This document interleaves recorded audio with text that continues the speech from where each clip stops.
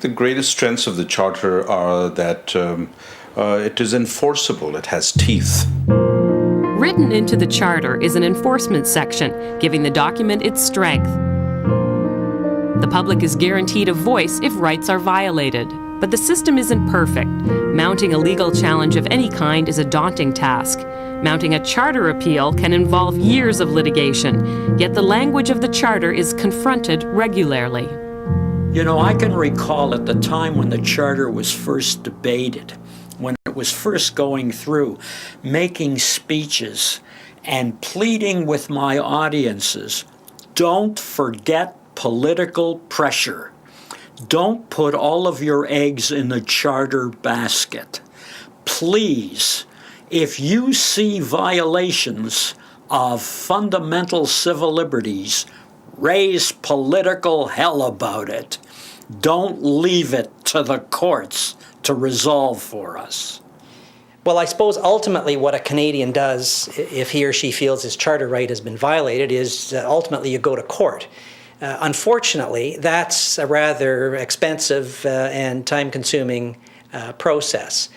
But there are advocacy groups who take up the cases of those whose rights have been violated. There's a number of things that they can do. One is to, go to a human rights office and speak with a human rights officer about it. The issue. Alternatively, they can also seek remedy through the courts. You know, media may have its shortcomings, but media is the second area that individuals, ordinary citizens, have to turn to, must turn to, should turn to be able to enforce their rights.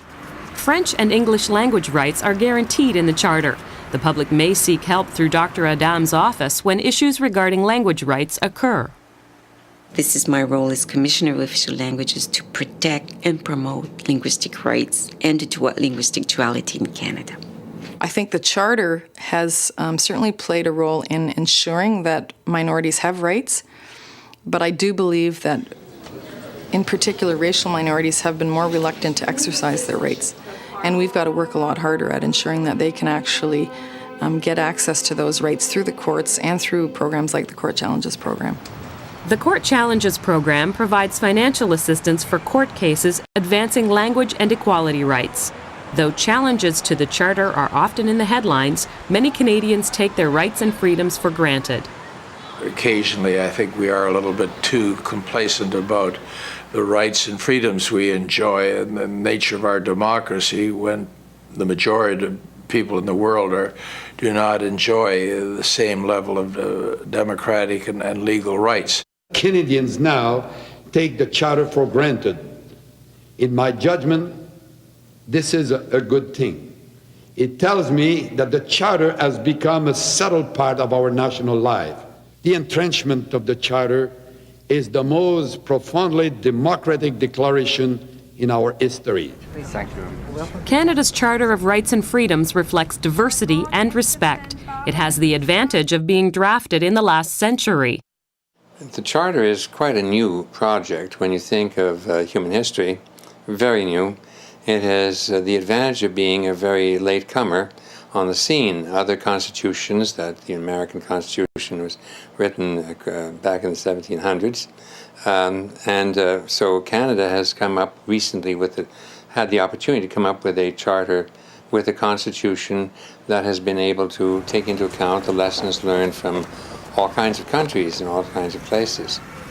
The Soviet Union, for example, had probably one of the most wonderful constitutions in the world, but it proved to be meaningless. The Indian government has a wonderful constitution. I come from India, and it's beautifully worded, secular and democratic and whatnot, but minorities suffer miserably. The American Constitution is wonderful, but we've seen since September 11, 2001, that it has really fallen by the wayside very, very quickly in terms of all the fancy freedoms and protections that Americans used to brag about. In the same context, the Canadian Constitution has stood tall. Well, I think in some respects Canada is on the leading edge of human rights because of the Charter. I don't think we should be too smug about that. We borrowed a lot when we built our Charter. We borrow a lot as judges when we interpret the Charter from other legal systems, but we've also seen that in other countries, they are looking to Canada and the Canadian experience under the Charter for guidance. We have a lot to be proud of as a nation internationally with respect to our Charter of Rights. We have a lot to do domestically if we are going to, truthfully be what we claim to be. Like many historical documents, the Charter of Rights and Freedoms will be tested over time. As technology and society evolve, charter issues unimaginable in 1982 will make their way into Canadian headlines. When you ask questions as to future challenges, you may be asking now not for analysis, but for clairvoyance. And probably the key issue that we're going to have to really deal with is what is the scope and what are the limits of the power of judges as against those of legislators. You know, as judges, we're not supposed to speculate too openly about what's going to happen in the future, but I think we're bound to see charter issues in terms of the sanctity of life, various forms of invasion of privacy or threats to privacy posed by technology. Those issues are bound to play a role. I think the whole changing nature of medical care and the rights of people who require medical care, the rights of disabled people, the rights of vulnerable people who are vulnerable because of that. I think that those are bound to raise issues for us. When we look at just,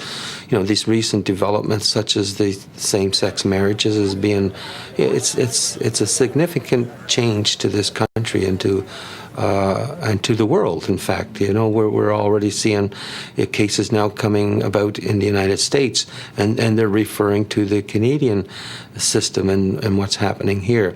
There's going to be things in the future that are related to biotechnology, the cloning of genes and these sorts of things that are going to be coming back to the Charter as an issue in the court process. The Charter was written with the input of Canadians from across the country, representing diverse ethnic, social, and religious groups. Though broad in scope, the document continues to meet the challenges of Canada's changing society. From the frontiers of science to the country's courtrooms and classrooms, the Charter of Rights remains relevant today. Now, I chose to bring the Canadian Charter of Rights and Freedoms with me to space. I brought it along because it inspires me and is a reminder of what my country has achieved. We can take pride in the human rights enjoyed in Canada today. Thanks to our Charter, human rights have become an intrinsic part of our Canadian identity. To this day, the Charter continues to defend the principles of freedom and dignity that define us as Canadians. As a Canadian citizen. I think the challenge is to ensure that along with the rights that each Canadian citizen can exercise through the Charter, we also have to underscore the responsibilities, because rights without responsibilities create an environment of anarchy. And I think that rights with responsibilities make us a stronger society.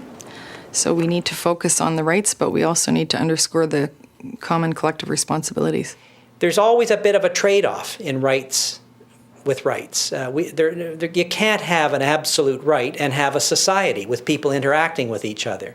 One person's right has to take into account another person's right. Well, the Charter is a critical document. It is a restriction on the power of government. And so it's always coming up. It comes up every day. With its extensive rights and guarantees, the Charter's greatest accomplishment is the protection it grants minorities. Where differences of race, religion, or sexual preference exist, individuals and groups need not fear the majority. For if individuals and minorities do not feel protected against the possibility of the tyranny of the majority, if French-speaking Canadians or Native peoples or new Canadians do not feel they will be treated with justice, it is useless to ask them to open their hearts and minds to their fellow Canadians. If we're going to continue to prosper as a highly diverse society, I really believe that the Charter helps to create unity within our rich diversity. The young Canadians, their reference point is the Charter, more than the flag, more than the national anthem, and they talk about the values behind the Charter: fairness, tolerance, multiculturalism, bilingualism, all of those elements that are shaping our Canadian psyche. Much more than a document or legislation, the Charter of Rights and Freedoms represents Canada's principles and values. Entrenched in the Constitution, it's a democratic cornerstone heralded around the world. From freedom of religion to language and equality rights, legal challenges will continue to make headlines in the future as the Charter protects groups and individuals and celebrates the many faces of Canada.